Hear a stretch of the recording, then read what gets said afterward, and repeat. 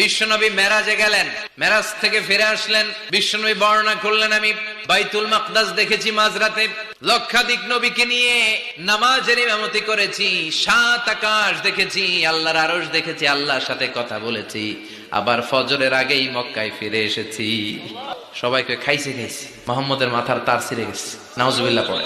আবু জাহেল, উতবা, সাইবা সবাই মিলে একটা সুযোগ পেল, বললো এতদিন আমরা আবু বকররে বুঝাইতে পারি না, আজকে মোহাম্মদ যে গাঞ্জাখুরি কথা বলে এটা বললে আবু বকররে আমাদের দলে নিয়ে আসা যাবে।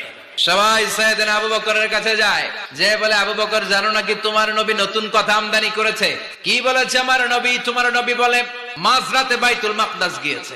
বাইতুল মাকদাসে তখন দ্রুতগামী ঘোড়া দিয়ে ছুটলেও যেতে লাগে 15 দিন, যেতে আসতে 1 মাস।